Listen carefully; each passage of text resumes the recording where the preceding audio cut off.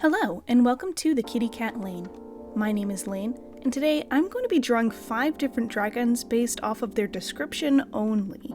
So one of my best friends has been DMing for our friend group in person, and a few other friend groups virtually. They have homebrew, aka custom worlds and stories for their campaigns, and recently they started a new campaign that involves the players going to magic school to hone in on their magic, and then they get their own dragons to train and ride for their journey. I was invited to play with this group and I really wanted to, but in the end I decided to decline due to my own time constraints. But because my friend knows how much I love to draw dragons, they asked if I'd be interested in drawing the dragons for the campaign. So of course I was like, yes! They gave me some information for each of the dragons, like their names, main color or colors, what type of element or power they have, the environment or areas that they came from, and a bit about their personalities or traits. The rest of their designs and visuals were left up to me. So before I get into things, let me clarify for any dragon sticklers out there. These are technically wyvern, meaning they are 2-legged dragons with winged arms. This was at the request of my friend, and for the sake of simplicity, I will continue to just call them dragons throughout this video. Now, I tried to sketch out some rough ideas on camera, but I was having a hard time not overthinking it. You know that feeling you get when you get super excited to start a project and you have so many ideas and you want to do so many things, but you have to start somewhere, but you don't know where to start because there are too many options to choose from? Yeah, so that was happening.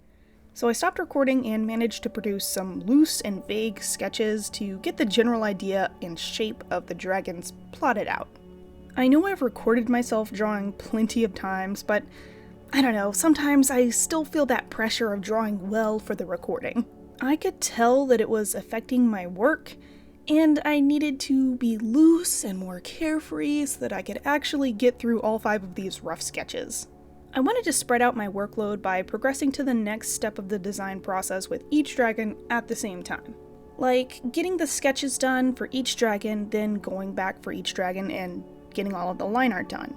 So even though I was drawing them separately in their own layers and then exporting them on their own spread, they were still all going through the same steps together. Doing this helped me maintain consistency in quality and kept me from getting too overwhelmed or burnt out between designs. So once I was able to relax and get out a sketch for each dragon, then I went back and added all the details in the line art. I'll be showing them all one dragon at a time from start to finish because I think that's a more enjoyable watch experience and it's easier to talk about all of my thoughts for each of their designs without having to pause and give everyone whiplash jumping back and forth between the dragons. So here's the first one. This first dragon I drew is named Marihailith. She was described as a purple and silver storm dragon. She can breathe lightning and is prideful and loving by nature. Reading her description made me picture a dragon with jagged spines and horns and a long tail that makes sharp turns to mimic the movement of lightning. I pictured her being able to kind of whip her tail around and it still kind of keeps that jagged look. I thought it would look really cool when she's flying around in the sky. I figured the lightning breath that she would have would either be silver or purple to kind of match the theme of her, but I hadn't decided which color yet. And knowing that she was going to be prideful and loving, I thought she might give off a protective, proud mother kind of energy towards her trainer. I would have liked to have drawn more expressions to better demonstrate each dragon's personality a little more, but I was already planning on drawing a total of 10 full body drawings and 10 more close-up headshots, so I had to cap off my self-given workload at some point. My friend didn't ask me to do a whole page for each dragon, but I thought if I'm doing this, I might as well go all out, so this was my choice. But as for her design, I thought it would be cool if her spines and horns were made of material that could conduct electricity to supercharge her attacks if she needed to really pack a punch. So I thought, why not have them be made of blackened steel or a similar metallic material? Her back was looking a little bare, so I gave her steel backplates all the way down her spine as well. When it came down to time to color her, I played around with the color placement and tones for a bit to see what I liked best, and I opted to make her more of a silver and dark gray color, but I have her wings look more purple at the thinner parts of the webbing, where it would be a little more translucent and show her bright purple blood and veins through the flesh. Then all of her metallic parts glow purple a bit from the static of her purple electric powers. So she appears to be more of a silver purple instead of silver and dark gray. And I imagined it would only give the trainer a small static shock if they were to actually touch her metallic spines or plates. So, moving on to the next dragon. Her name is Cider, and she was described as a floating mountain type dragon. She's red and white and breathes fire. For her personality, she's always calm and collected no matter the circumstances. When I was sketching her out, I pictured her being more bulky and brawny than the previous dragon. I thought since she was a floating mountain type dragon, she might need to be a little more externally tough to traverse the rocky mountains and cliff sides and withstand getting scuffed up and knocked around from falling rocks and debris and pushing aside heavy boulders.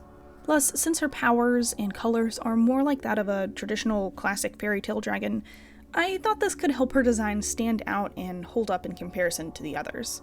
I gave her a big jaw and underbite that I think helps give her a more unique face too. She ended up looking a little meaner than she really is, but I imagine that she just has a stern face and her overall tough outward appearance makes others assume her personality is just as rough. When I was deciding the color placement, I decided to go with a classic red scales on the top with a white underside look. But I gave her some smoky coloring from the ash and soot. Her plates get darker as they get closer to her spine, just like the darkness of the actual spines, horns, and claws. And she has amber eyes that are as bright as her flames. Next up we have Fraldrarime. She was described as a blue and green swamp dragon who breathes water. She's hyper intelligent and an excellent strategist. Okay, so this one is probably the most unique design out of all 5 dragons. I wanted her to have a snake-like head and body shape with gills and eyes that looked milky and soulless like that of some of those creepy deep-sea creatures. I gave her a forked snake tongue and even had the idea to make her spit water like a spitting cobra instead of just breathing water. Now, spitting cobras and other venomous snakes inject their venom through their hollow fangs. So that's where the spitting cobras spit their venom from too. Because I didn't want to make her design too snake-like, for my design, her teeth don't retract and aren't hollow. So I added a place on the roof of her mouth where she can shoot the water from instead. This will give her more control over where she's shooting the water from too. I imagine she can convert whatever magical energy or mana she uses into water to shoot, so it's not just straight up saliva that she's spitting. But I'll leave that up to my friend to decide. Anyway, before I colored the dragon, I thought she looked a little plain, so I added some fins to her head and tail. Then I thought I could easily make the blue and green coloration look like a pattern that imitates green algae for camouflage, since she's from a swampy environment. In the end, this finished design is pretty different and might not be everyone's cup of tea, but I thought she turned out very unique and had lots of interesting design tidbits. It's fitting because the player who will receive this dragon is an animal nerd, and I think he will really appreciate the homage to the real-life animal features. Okay, so next up is Okombadrik. This dragon is described as a bronze and cyan divine dragon. His special dragon breath is radiant, and he is a carefree, free spirit who is also kinda headstrong. So I feel like I may have taken a slightly different approach with this one than what was expected of me. I'm not sure if my friend made the intentional choice of making the colors bronze and cyan, or if it was purely coincidental. But if you didn't know, bronze, which contains copper, changes colors over time when it isn't properly cleaned and protected. More specifically, it turns to a bluish-green, almost cyan.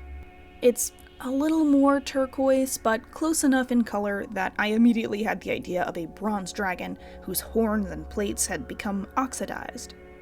Now, these are supposed to be young dragons, like right now the players actually have their eggs in their possession and they're waiting for them to hatch. So I don't really see the dragon oxidizing before it's even hatched, but I imagined that his horns and plates oxidize at an extremely fast rate. Like as soon as he hatches, the moisture and the air around him, plus his radiant powers, just work together to quickly bake on some oxidization, which will basically act like a layer of protection. So I imagine even if he was covered in that special protective oil that is supposed to prevent oxidization, the bright UV rays of his own radiant breath would just eat away at it and keep the oxidization process moving. It might not make perfect sense, but this is magic. After I did all that, part of me wishes that I did implement a little more divine energy into his design.